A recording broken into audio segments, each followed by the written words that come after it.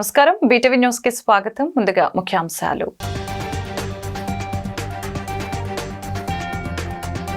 ఏలూరు జిల్లా దెందులూరులో సిద్ధం మహాసభలో ప్రసంగించిన సీఎం జగన్.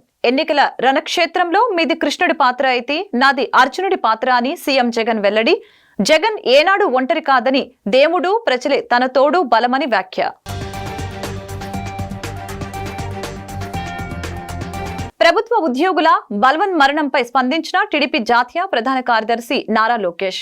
ప్రభుత్వ ఉద్యోగులు ప్రాణాలు కోల్పోవటం బాధాకరమన్న లోకేష్, వైసీపీ నేతల అక్రమాలు, వేధింపులు, ఒత్తిళ్లకు ప్రభుత్వ ఉద్యోగులు బలైపోతున్నారని ఆరోపణ.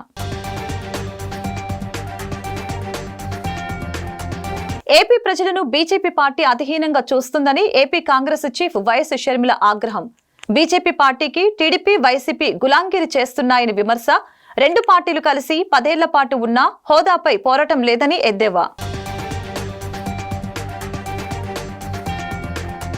ఏపీలో రాజకీయాలపై ఆసక్తికర వ్యాఖ్యలు చేసిన మాజీ ఎంపీ ఉండవల్లి అరుణ్ కుమార్. సీఎం జగన్ ఎన్ని రకాల తప్పులు చేయకూడదో అన్ని రకాల తప్పులు చేసుకుంటూ పోతున్నాడని వెల్లడి. 175 స్థానాల్లో జగన్ తరపున కాదని, జగనే పోటీ చేస్తున్నారని ఎద్దేవా. ఎన్నికల రణక్షేత్రంలో మీది కృష్ణుడి పాత్ర అయితే నాది అర్జునుడి పాత్ర అని సీఎం జగన్ పేర్కొన్నారు. జగన్ ఏనాడు ఒంటరి కాదు, దేవుడు ప్రజలే నా తోడు బలమని అన్నారు. చంద్రబాబు దత్తపుత్రుడు ఇతర తోడేళ్లు ఏకమయ్యాయని ఎన్నికల శంఖారావం పూరించారు. ఏలూరు జిల్లా దెందులూరులో సిద్ధం మహాసభలో సీఎం జగన్ ప్రసంగించారు. జగన్ ఏనాడు ఒంటరి కాదు, దేవుడు ప్రజలే నా తోడు బలమని అన్నారు. చంద్రబాబు దత్తపుత్రుడు ఇతర తోడేళ్లు ఏకమయ్యాయని, సంక్షేమం, అభివృద్ధిపై ప్రతిపక్షాలు దాడి చేస్తున్నాయని, దుష్ట చతుష్టయం మీద యుద్ధం చేసేందుకు మీరు సిద్ధమా అని ప్రజలను అడిగారు. పెత్తందారులు ఎవరిపైన దాడులు చేస్తున్నారో ఆలోచించండని అన్నారు. 14 సంవత్సరాలు సీఎంగా ఉన్న చంద్రబాబు ఏం చేశారో ఆలోచించండని, గ్రామ సచివాలయాల ద్వారా 500 రకాల సేవలు అందిస్తున్నామని తెలిపారు. ప్రతి నెల 1వ తేదీనే పెన్షన్లు వేస్తున్నామని తెలిపారు. చంద్రబాబు 3 సార్లు ముఖ్యమంత్రి అయ్యారని, పేదల ఖాతాల్లో చంద్రబాబు ఏనాడైనా ₹1 వేశాడా అని ప్రశ్నించారు. కుప్పం నుంచి ఇచ్చాపురం వరకు ప్రతి గ్రామంలో సచివాలయం ఏర్పాటు చేశామని తెలిపారు. లంచాలు, వివక్ష లేని వ్యవస్థను తీసుకువచ్చామని తెలిపారు. జరగబోయే ఎన్నికల రణక్షేత్రంలో కృష్ణావతారంలో కృష్ణుడి పాత్ర పోషిస్తూ మీరు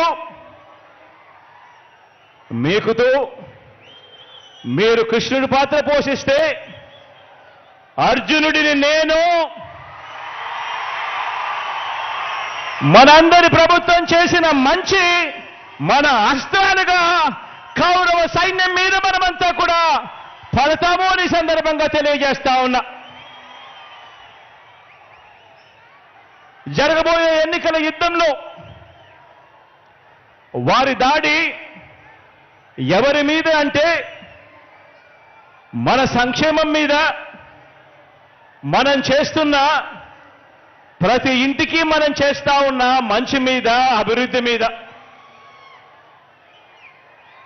మన ఎన్నికల మేనిఫెస్టోను మనం ఒక బైబిల్గా భావించి, ఒక ఖురాన్గా భావించి, ఒక భగవద్గీతగా భావించి ఆ మేనిఫెస్టోలో చెప్పిన 99% హామీలను నెరవేర్చి వైసీపీ నేతల అక్రమాలు, వేధింపులు, ఒత్తిళ్లకు ప్రభుత్వ ఉద్యోగులు బలైపోతున్నారని, ఉద్యోగులు ప్రాణాలు కోల్పోవటం బాధాకరమని టీడీపీ జాతీయ కార్యదర్శి నారా లోకేష్ అన్నారు.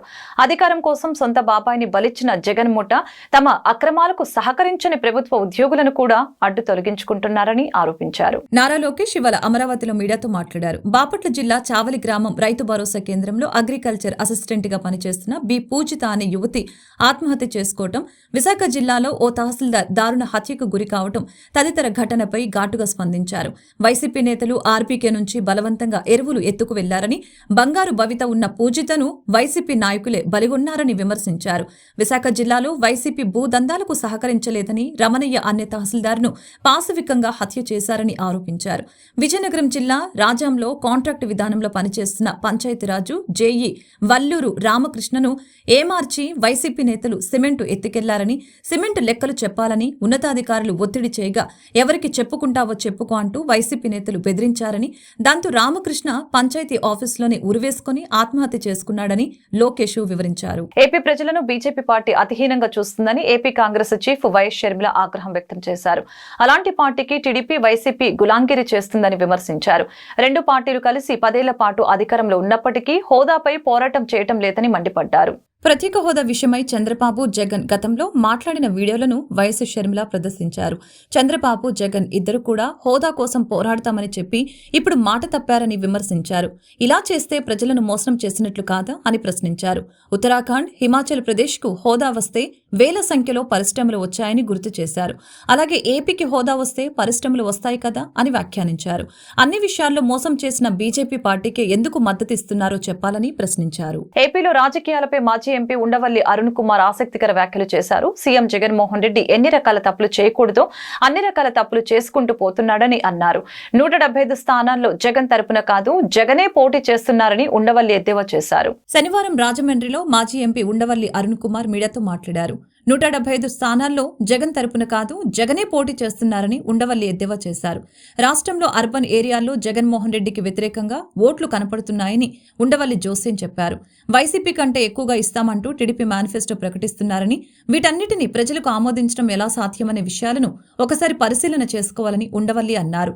కేంద్రం పార్లమెంట్లో ప్రవేశపెట్టిన మధ్యంతర బడ్జెట్ ఉండవల్లి అరుణ్ కుమార్ కీలక వ్యాఖ్యలు చేశారు. బడ్జెట్పై తీవ్ర అసంతృప్తిని వ్యక్తం చేశారు. కేంద్ర దక్షిణాది రాష్ట్రాలపై చిన్నచూపు చూస్తున్నారని అన్నారు. పార్లమెంటు నియోజకవర్గాల పునర్విభజన జరిగితే ఉత్తరాదిలోనే ఎక్కువగా పెంచుతారని అన్నారు. జనాభాలోనూ అబద్దాలు ప్రచారం చేయటంలో ప్రపంచంలోనే మన దేశం నెంబర్ 1 స్థానంలో ఉందని పేర్కొన్నారు. మన రాష్ట్రంలో ఉన్న 25 మంది ఎంపీలు బీజేపీకి మద్దతుదారులేనని, ఇది చాలా దురదృష్టకరమని అన్నారు. బీజేపీ సిద్ధాంతాలను వ్యతిరేకించే అందరూ ఒకటి కావాలని ఉండవల్లి అరుణ్ కుమార్ పిలుపునిచ్చారు. వైసీపీలో అభ్యర్థుల జాబితా మార్పుల చేర్పులపై టీడీపీ నేత బుద్దా వెంకన్న సంచలన వ్యాఖ్యలు చేశారు. సీఎం జగన్ డబ్బులు తీసుకుని అభ్యర్థుల జాబితాలో మార్పులు చేర్పులు చేస్తున్నారని ఆరోపించారు. చంద్రబాబు ఒకసారి అభ్యర్థిని ప్రకటిస్తే అదే ఫైనల్ అవుతుందని బుద్దా వెంకన్న వ్యాఖ్యానించారు. టీడీపీలో గెలిచి వైసీపీలో చేరిన వారు చంద్రబాబుపై నోరు పారేసుకుంటున్నారని టీడీపీ నేత బుద్దా వెంకన్న అన్నారు. విజయవాడలో ఆయన మీడియాతో మాట్లాడుతూ కేశినేని నాని దెబ్బకు వసంతకృష్ణ ప్రసాద్ వైసీపీకి గుడ్ బై చెప్పారని బుద్దా వెంకన్న అన్నారు. కేశినేని నానికే డిపాజిట్ రాదు, అలాంటిది నానితో మనకెందుకని వసంతకృష్ణ ప్రసాద్ వైసీపీకి దూరం జరిగారని అన్నారు. కేశినేని నాని అప్పుల అప్పారావు టీడీపీలో విజయవాడ వెస్ట్ ఎమ్మెల్యే టికెట్ ఇప్పిస్తామని కొందరు దగ్గర అప్పులు చేశాడు. కేశినేని నానికి అప్పు ఇవ్వటం అంటే గోడకు కుట్టిన సున్నం లాంటిదేనని బుద్దా విమర్శించారు. మైలవరం వైసీపీ ఇన్ఛార్జిగా ఉండి కూడా డబ్బులు కొట్టేసి ఉంటాడని బుద్దా వెంకన్న ఆరోపించారు. కేశినేని నానిని రోడ్ల మీదకు వదిలేటప్పుడు ఆయన అప్పులను జగనే తీర్చాలి. అప్పులు తీర్చకుండా ప్రచారానికి వెళ్తే అప్పుల వాళ్ళు నాని వెంట ఉంటారంటూ బుద్దా వెంకన్న ఎద్దేవా చేశారు. టీడీపీ నేతల వద్ద తీసుకున్న అప్పులు తీర్చాల్సి వస్తుందని నాని పార్టీ మారారని బుద్దా ఆరోపించారు. కేశినేని నాని వెనుక టీడీపీ నేతలే కాదు, ఆయన ఫ్యామిలీ కూడా లేదు. కేశినేని నానికి వైసీపీ టికెట్ ఇవ్వటం కూడా డౌటే అంటూ ఎద్దేవా చేశారు. ఆయన విశ్వాసం లేని కుక్క, చంద్రబాబుపై లేనిపోని నిందలు వేస్తూ మొరుగుతున్నాడు. మొన్నటి వరకు కొడాలి నాని, ఇప్పుడు కేశినేని నాని మొరుగుతున్నారు. కేశినేని నాని సత్య హరిశ్చంద్రుడైనట్లు మంత్రి పెద్దిరెడ్డి మాట్లాడుతున్నారు. చంద్రబాబు టికెట్లు అమ్ముకుంటున్నారని కేశినేని నాని చెప్పేశాడని పెద్దిరెడ్డి సర్టిఫికెట్ ఇచ్చున్నాడు. జగన్ లాంటి నీచాటి నీచుడైన సీఎంను చూడలేదని కేశినేని నాని కామెంట్ చేశారు. అది నిజమైతే ఇది నిజమే అంటూ బుద్దా వెంకన్న కౌంటర్ ఇచ్చారు. కృష్ణా జిల్లాలో చంద్రబాబు నాయుడు గారి మీద విశ్వాసం లేని కుక్కలు. చంద్రబాబు నాయుడు గారు రాజకీయ భిక్ష పెడితే ఆ రాజకీయ భిక్షతో పార్లమెంట్ సభ్యులుగా అలాగే శాసనసభ్యులుగా ఎన్నికయ్యి స్వలాభాల కోసం వైసీపీలో చేరడమే కాకుండా మళ్ళీ చంద్రబాబు నాయుడు గారి మీద విమర్శించడం, లేనిపోయిన నిందలు వేయడం వీళ్ళకి అలవాటు పడిపోయారు. ఇప్పుడు కొత్తగా వీడు కేశినేని నాని అనే ఒక కుక్క మరవడం మొదలుపెట్టింది. మొన్నటి వరకు కొడాల నాని మురిగేవాడు, మా నాని ఆపి ఈ నానితో మురిగిస్తున్నాడు. వీడు మొన్న చంద్రబాబు నాయుడు గారు టికెట్లు అమ్ముకుంటున్నాడు అని ఆయన మీద ఒక నింద వేశాడు. ఎందుకంటే ఆ నిందని మేము ఇచ్చేయాలి కాబట్టి చెప్తున్నాం. దానికి రాష్ట్రం మొత్తం జగన్మోహన్ రెడ్డి ఎలా దోచుకున్నాడో, దాంట్లో ఒక పావలా దోచుకున్న వ్యక్తి పెద్దిరెడ్డి రామచంద్రారెడ్డి ఈయనేదో కేసీఆర్ నాని సత్యహరిశ్చంద్రుడు అయినట్టు, ఇతను నోటి నుంచి అబద్ధం రానట్టు కేసీఆర్ నాని చెప్పాడేలాగా అని ఇతను చెప్తున్నాడు. బాబు పెద్దిరెడ్డి రామచంద్రారెడ్డి వైసీపీలో చేరే 10 రోజుల ముందు ఇలాంటి రాష్ట్రాన్ని సర్వనాశనం చేయడానికి వైసీపీ సిద్ధమైందని పశ్చిమ ఇన్ఛార్జి పోతిన వెంకట మహేష్ అన్నారు. మరొకసారి ప్రజల్ని మోసం చేసి కల్లబొల్లి మాటలు చెబుతూ రాష్ట్ర భవిష్యత్తుని సర్వనాశనం చేసి బంగాళాఖాతంలో కలిపేందుకు వైసీపీ సిద్ధమైందని విమర్శనాస్త్రాలు సంధించారు. విజయవాడ పశ్చిమ నియోజకవర్గంలో ఇంటింటికి రాబోయే మన జనసేన తెలుగుదేశం ప్రభుత్వం కార్యక్రమంలో భాగంగా పశ్చిమ ఇన్ఛార్జి పోతిన వెంకట మహేష్ పంజా సెంటర్ పరిసర ప్రాంతాలలో పర్యటించి స్థానికుల సమస్యలను అడిగి తెలుసుకున్నారు. ఈ సందర్భంగా ఆయన మాట్లాడుతూ ఈ రాష్ట్రాన్ని సర్వనాశనం చేయడానికి వైసీపీ సిద్ధమైందని తెలిపారు. మరొకసారి ప్రజల్ని మోసం చేసి కల్లపొల్లి మాటలు చెబుతూ రాష్ట్ర భవిష్యత్తుని సర్వనాశనం చేసి బంగాళాఖాతంలో కలిపేందుకు వైసీపీ సిద్ధమైందని అన్నారు. ఇంటికొక పథకం పేరుతో ప్రజలను మోసం చేస్తూ ప్రతి ఇంటిపై 15 రకాల పన్నులు వేసి సీఎం జగన్ మరియు వైసీపీ మోసం చేసిందని అన్నారు. పశ్చిమ నియోజకవర్గంలో కొంతమంది నాయకులు వ్యక్తిగత స్వార్థ రాజకీయ ప్రయోజనాల కోసం కులాన్ని మతాన్ని అడ్డుపెట్టుకుని మాట్లాడుతున్నారని అన్నారు. చాక్లెట్ కూడా కొనివ్వలేని ప్రతి ఒక్కడూ ఎమ్మెల్యే సీట్ కావాలంటున్నాడు పశ్చిమ నియోజకవర్గంలో అంటూ ఆగ్రహం వ్యక్తం చేశారు.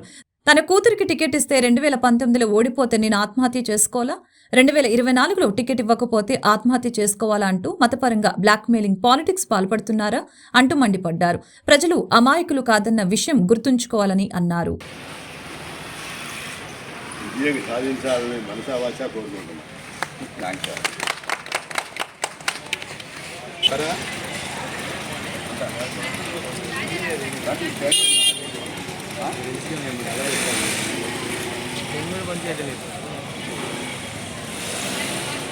టీడీపీ ప్రభుత్వ కార్యక్రమంలో భాగంగా ఈ రోజున పాడి స్ట్రీట్లో 53, 54 డివిజన్ అధ్యక్షులు సమన్వయకర్తల ఆధ్వర్యంలో కార్యక్రమం నిర్వహించాం.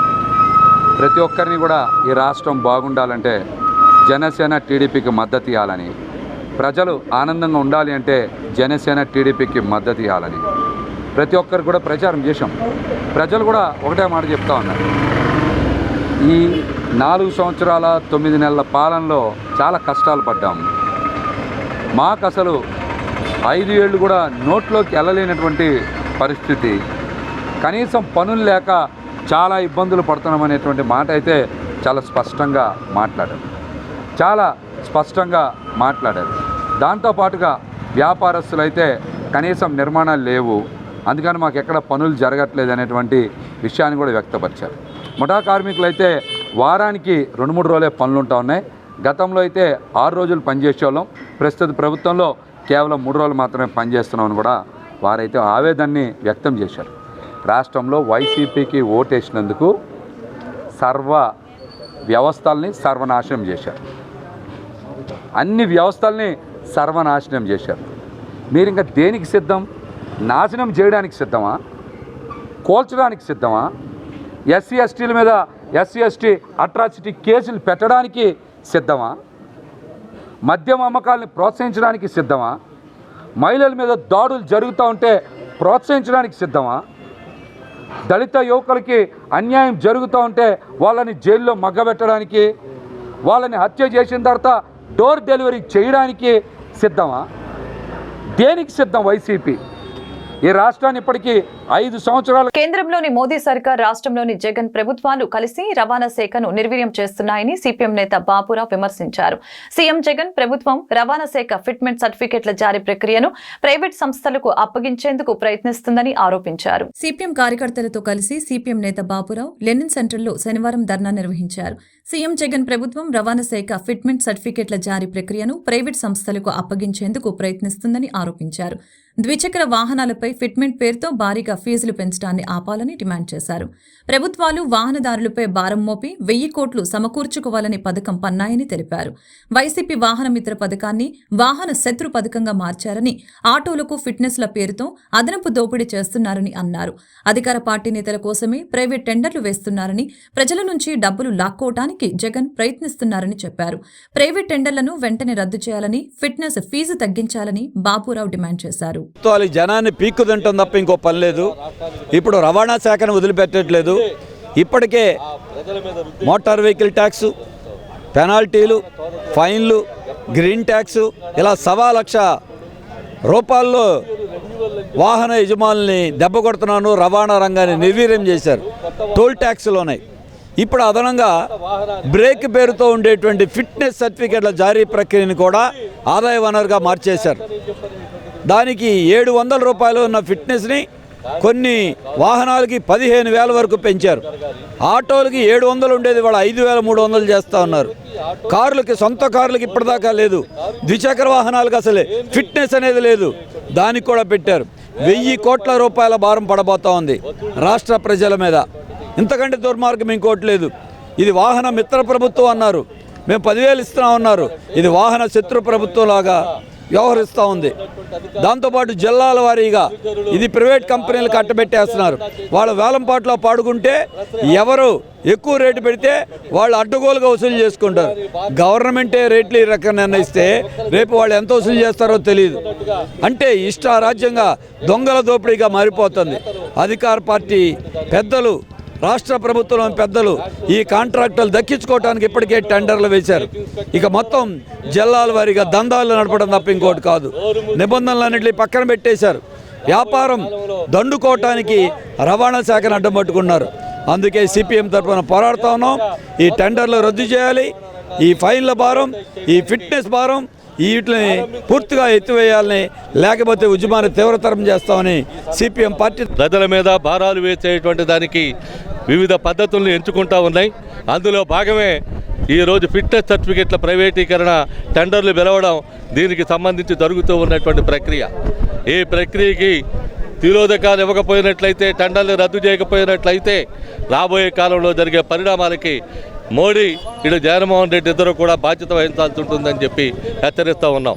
ఇప్పటికే రవాణా రంగం కుదేలైపోయింది. రవాణా రంగం సంక్షోభంలోకి నెట్టబడతా ఉంది. బతికేటువంటి పరిస్థితి లేకుండా పోతూ ఉంది. జేబు దొంగలుగా, రౌడీలుగా మార్చేటువంటి పద్ధతి, స్వతంత్ర జీవనం నుంచి, స్వయం పోషకత్వం నుంచి మళ్ళీ తిరిగి బ్యాక్ డ్రాప్కి వెళ్ళేటువంటి దానికి ప్రయత్నం చేస్తూ ఉన్నటువంటి స్థితి చూస్తూ ఉన్నాం. భారత్ బంద్లో సినిమాలో లాగా ఒక జిల్లాని ఒక మొక్క చేసుకుని ఈ రాష్ట్రంలో ఉన్నటువంటి వైసీపీ ప్రభుత్వం, ఈ రాష్ట్రంలో ఉన్నటువంటి అధికార పార్టీ నేతలు దీనికి సంబంధించి పంచుకునేటువంటి దానికి టెండర్లు పిలుచుకుని తద్వారా సంపాదించుకునేటువంటి దానికి మార్గంగా దీన్ని చూస్తూ ఉన్నారు. అందుకనే ఈ రకమైనటువంటి చర్యలకి తిరోధకాలు ఇవ్వాలని కోరుతూ ఉన్నాం. ఇప్పటికైనా రద్దు చేయండి. ఇదొక మరొక ఇసుక దందాలాగా మార్చొద్దని చెప్పని విజ్ఞప్తి చేస్తూ ఉన్నాం. టెండర్లు రద్దు చేయండి, అదనపు భారాలను ఎత్తివేయండి. లేనట్లయితే రాబోయే కాలంలో జరిగే ఉద్యమాలకి బాధ్యత అటు మోడీ, ఇటు జగన్మోహన్ రెడ్డి వహించాల్సి ఉంటుందని చెప్పని హెచ్చరిస్తూ ఉన్నాం. రవాణా రంగం టోటల్ ప్రైవేటీకరణకి ఉద్యమించేటువంటి పరిస్థితి వస్తుంది. ఆ రకమైనటువంటి పద్ధతుల్లో మీరు చేస్తూ ఉన్నటువంటి ప్రక్రియకి తిరోధకాలు ఇవ్వండి. రవాణా రంగాన్ని ప్రభుత్వ రంగంలోనే ఉంచండి అని చెప్పనేటువంటిది. ఆంధ్రప్రదేశ్ రాష్ట్రంలో ఎన్నికలు సమీపిస్తూ ఉండటంతో అధికార ప్రతిపక్షాల మధ్య రాజకీయ పోరు మొదలైంది. అధికార వైసీపీ సిద్ధం పేరుతో ఫ్లెక్సీలు ఏర్పాటు చేసి క్యాడర్ల ఉత్సాహాన్ని నింపుతూ ఉంటే దానికి జవాబుగా ప్రతిపక్షాలు ఫ్లెక్సీలు హల్చల్ చేస్తూ ఉన్నాయి. రాత్రికి రాత్రి సంసిద్ధం పేరుతో తిరువూరులో జనసేన ఫ్లెక్సీలు వెలిశాయి. రాష్ట్రంలో వైసీపీ జనసేనల ఫ్లెక్సీల వార్ తిరువూరుకు కూడా విచ్చేసింది. తిరువూరులో జనసేన నాయకుడు పసుపులేటి నరేష్ మిత్ర పండు ఆధ్వర్యంలో మేము కూడా సిద్ధమే అంటూ తిరువూరు 3 సెంటర్లో జనసేన నాయకులు ఫ్లెక్సీలు ఏర్పాటు చేశారు.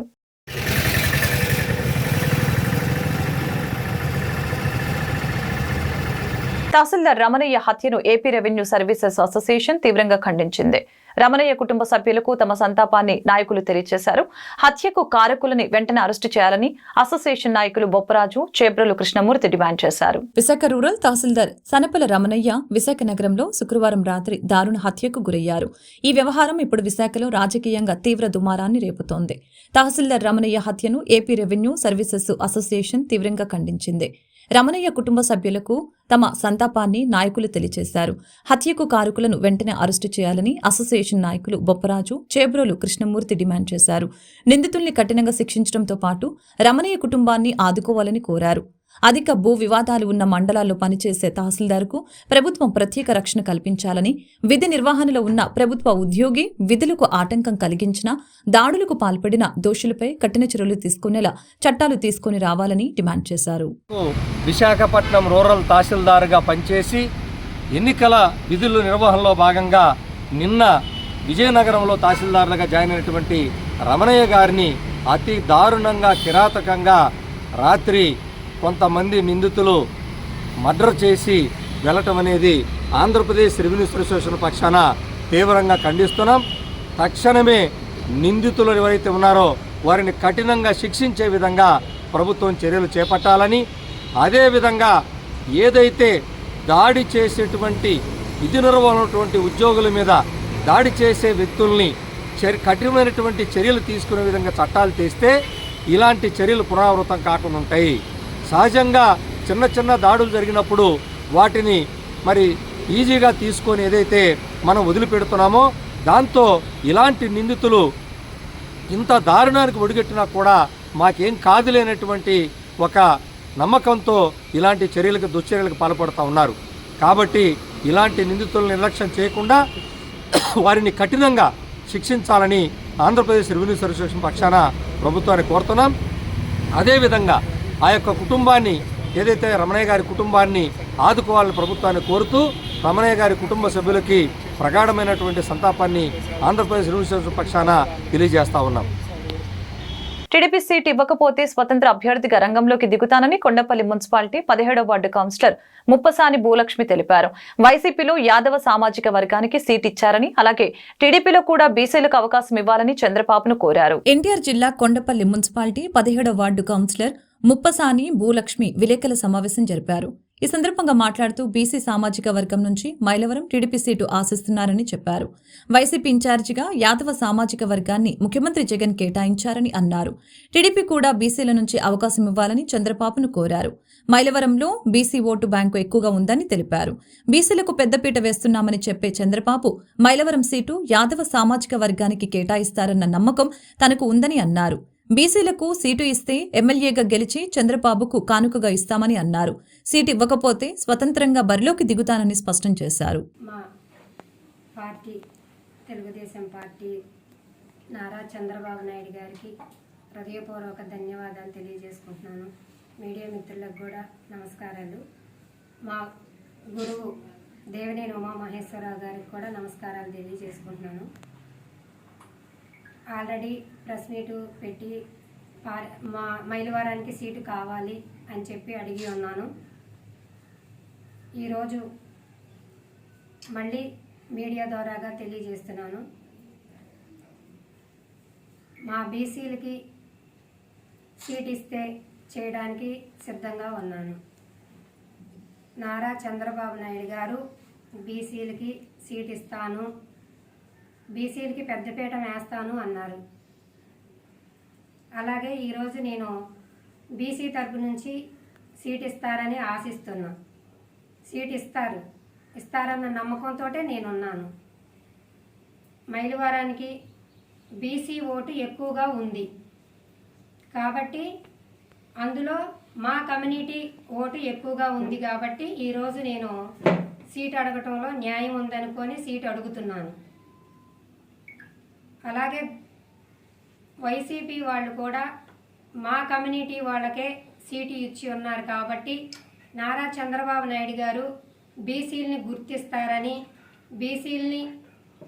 బీసీలకి ప్రాధాన్యత కల్పిస్తారని, బీసీ పట్ల సీటు ఇస్తారన్న నమ్మకంతో ఈరోజు ఎదురు చూస్తూ ఉన్నాను.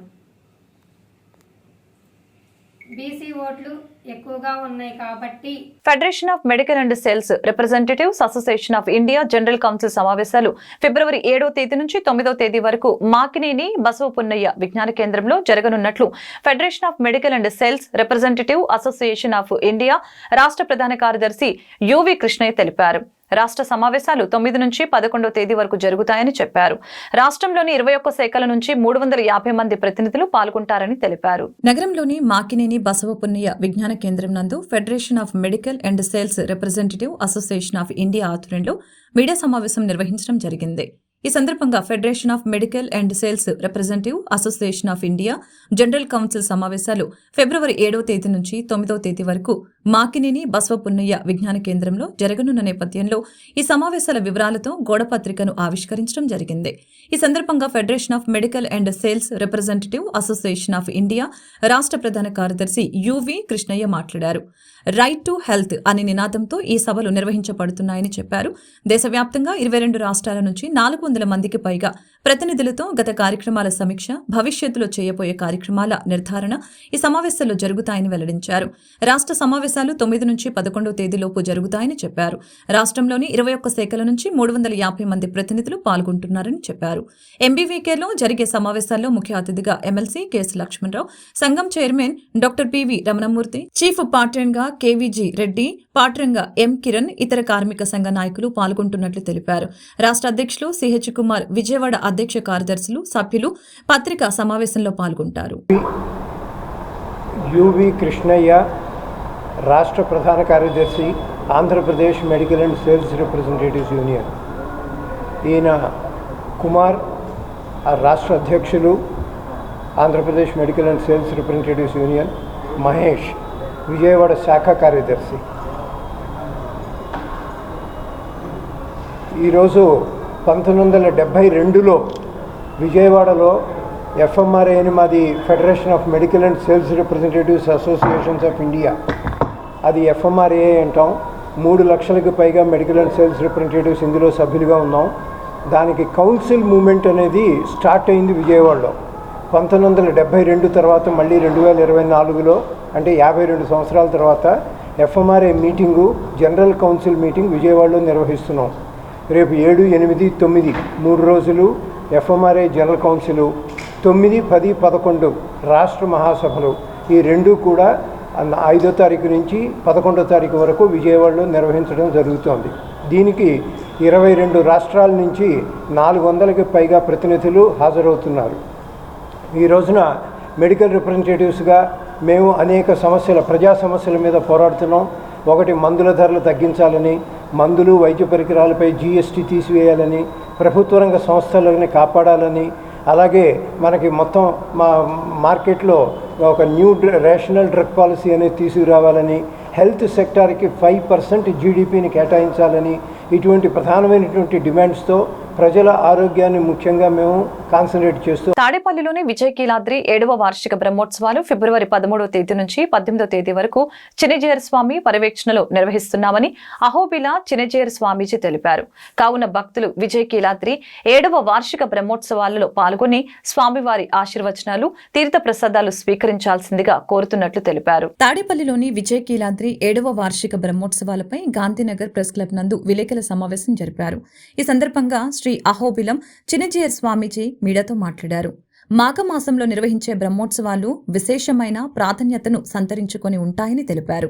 ఒక పక్క ఇంద్రకీలాద్రి, కృష్ణానది ఒడ్డున విజయకీలాద్రిపై కొలువైన వెంకటేశ్వర స్వామివారి బ్రహ్మోత్సవాలను 13వ తేదీ సుప్రభాత సేవతో ప్రాతకాల ఆరాధనతో ప్రారంభమవుతాయని తెలిపారు. బ్రహ్మోత్సవాలు ప్రతిరోజు విష్ణు సహస్రనామ స్తోత్ర పారాయణ, యాగశాలలో ద్వారతోరణం, ధ్వజ కుంభారాధన, విశేష హోమములు నిర్వహిస్తామని అన్నారు. తిరుమలలో నిర్వహించిన విధంగా వాహన సేవలు నిర్వహిస్తామని అన్నారు. కావున భక్తులు విజయకీలాద్రి 7వ వార్షిక బ్రహ్మోత్సవాలను పాల్గొని స్వామివారి ఆశీర్వచనాలు, తీర్థ ప్రసాదాలు స్వీకరించాల్సిందిగా కోరారు. కీలాద్రి పర్వతం మీద శ్రీనివాసుని యొక్క ఆలయం మనకి సాక్షాత్కరిస్తోంది. ఇటు ఇంద్రకీలాద్రి ఉంది కృష్ణానదికి దక్షిణాన. ఇటు మనం చూసినట్లయితే విజయకీలాద్రి అనే పేరుతో మనందరికీ కూడా శ్రీనివాస భగవానుడు సాక్షాత్కరిస్తూ ఉన్నాడు. కృతయుగం నుంచి మొదలు పెడితే కలియుగం వరకు ఉన్నటువంటి అవతార విశేషాలను అక్కడ మనకి దర్శనం చేసుకోవడానికి వీలుగా ఆ కొండ మీద వరాహస్వామి దగ్గర నుంచి అష్టలక్ష్మి సహిత నారాయణుడి దగ్గర నుంచి శ్రీనివాసుని వరకు మనకి దివ్యాలయాలు ఉన్నాయి. అవి మాఘమాసంలోనే రథసప్తమి నాడే లోకానికి అందాయి. ఇప్పటికీ 7వ బ్రహ్మోత్సవం జరగబోతోంది. రేపు ఫిబ్రవరి 13వ తేదీ నుంచి 18వ తేదీ వరకు భక్తులందరినీ ఈ కార్యక్రమానికి స్వాగతం పలుకుతున్నాం. సాక్షాత్తు చిన్నజీయర్ స్వామివారు ఆరంభించి కార్యక్రమాలన్నింటినీ కూడా మంగళాశాసనం చేస్తారు. మధ్యలో రథసప్తమి ఉంటుంది. ఒకే రోజున అన్ని పెరుమాళ్ళకి కళ్యాణ మహోత్సవాలు మనం చూడొచ్చు. అలాగే రథసప్తమి సందర్భంగా ఆదిత్య హృదయం అని ఒక స్తోత్రం, అందరికీ మంచి ఆరోగ్యాన్ని ఇచ్చేటువంటి ఆ ఆదిత్య హృదయాన్ని ఉపదేశాత్మకంగా మనందరం స్వీకరిస్తాం. ప్రతిరోజు వాహన సేవలు ఉంటాయి, పెరుమాళ్ళకి తిరుమంజన సేవలు ఉంటాయి. అంటే కేంద్ర బడ్జెట్లో దళిత ఆదివాసీలకు మొండి చేయి చూపించారని దళిత బహుజన శ్రామిక యూనియన్ రాష్ట్ర ప్రధాన కార్యదర్శి ఈ చిట్టిబాబు అన్నారు. ఎస్సీ ఎస్టీ పథకాల అమలుకు నిర్దిష్టమైన చట్టము దేశంలో లేకపోవటం వలన పథకాల అమలు కావటం లేదని, కావున దేశవ్యాప్తంగా ఎస్సీ ఎస్టీ సప్లాన్ చట్టాన్ని కేంద్ర ప్రభుత్వం తక్షణమే తీసుకుని రావాలని డిమాండ్ చేశారు. నేషనల్ క్యాంపెయిన్ బలిత్ హ్యూమన్ రైట్స్ మరియు దళిత బహుజన శ్రామిక యూనియన్ ఆధ్వర్యంలో కేంద్ర బడ్జెట్ ఎస్సీ ఎస్టీ సప్లాన్ నిధుల కేటాయింపుపై శనివారం గాంధీనగర్ ప్రెస్ క్లబ్ నందు విలేకరుల సమావేశం జరిపారు. ఈ సందర్భంగా దళిత బహుజన శ్రామిక్ యూనియన్ రాష్ట్ర ప్రధాన కార్యదర్శి చిట్టిబాబు మాట్లాడుతూ సబ్కా సాత్ సబ్కా వికాస్ అని ప్రధానమంత్రి నినాదం ఇటీవలే ప్రవేశపెట్టిన మధ్యంతర బడ్జెట్లో తిలోదకాలు ఇచ్చాయని తెలిపారు. ఈ బడ్జెట్ను ఒకసారి పరిశీలిస్తే సమానత్వం సాధనకు కానీ పేదరిక నిర్మూలనకు కానీ ప్రత్యేకమైన నిర్దిష్టమైన చర్యలు లేని నిరాశజనకమైన బడ్జెట్గా చెప్పవచ్చని తెలిపారు. కేంద్ర వార్షిక 2024-25 బడ్జెట్లో మొత్తం budget central sector central sponsor పథకాల కింద అభివృద్ధి కోసం కేటాయించారని అన్నారు.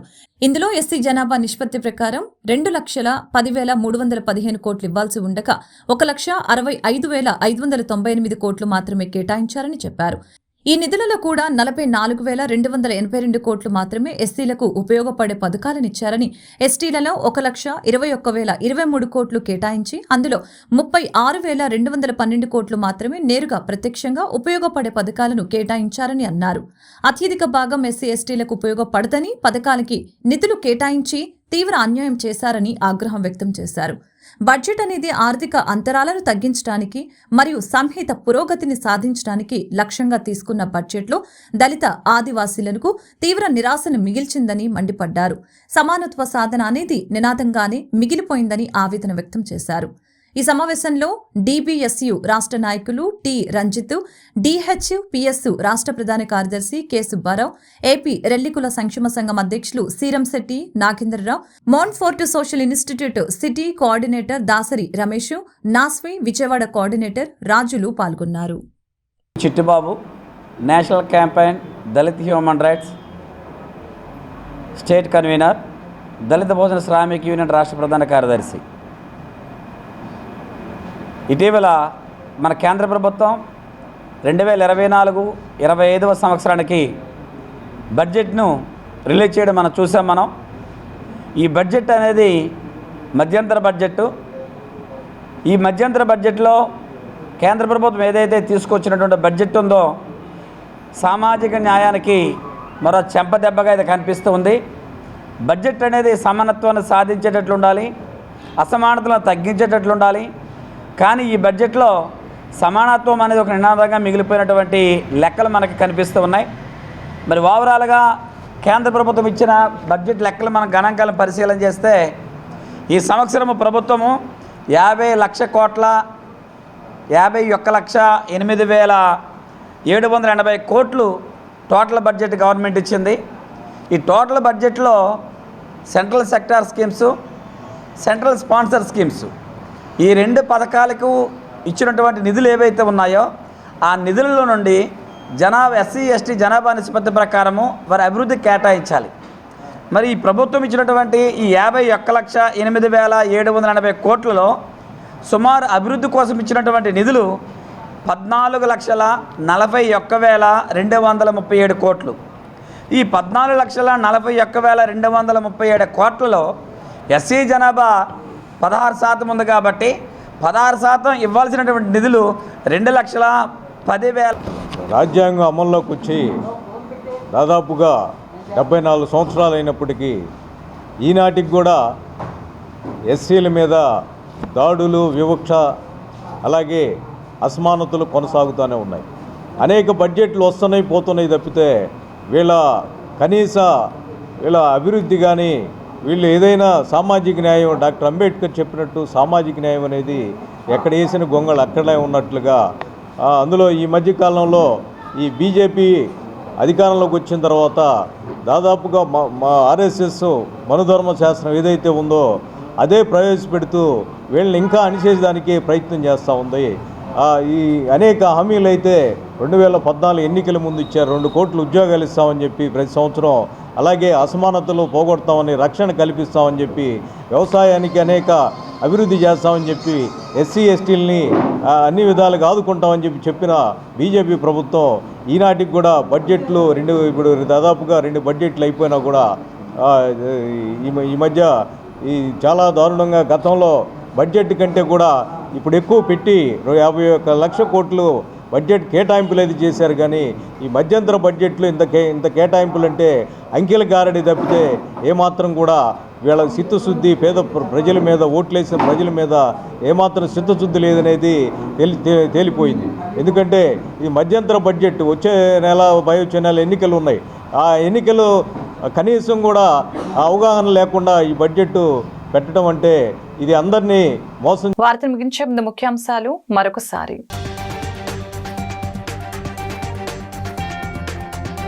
ఏలూరు జిల్లా దెందులూరులో సిద్ధం మహాసభలో ప్రసంగించిన సీఎం జగన్. ఎన్నికల రణక్షేత్రంలో మీది కృష్ణుడి పాత్ర అయితే నాది అర్జునుడి పాత్ర అని సీఎం జగన్ వెల్లడి. జగన్ ఏనాడు ఒంటరి కాదని, దేవుడు ప్రజలే తన తోడు బలమని వ్యాఖ్య. ప్రభుత్వ ఉద్యోగుల బల్వన్ మరణంపై స్పందించిన టీడీపీ జాతీయ ప్రధాన కార్యదర్శి నారా లోకేష్. ప్రభుత్వ ఉద్యోగులు ప్రాణాలు కోల్పోవటం బాధాకరమన్న లోకేష్, వైసీపీ నేతల అక్రమాలు, వేధింపులు, ఒత్తిళ్లకు ప్రభుత్వ ఉద్యోగులు బలైపోతున్నారని ఆరోపణ.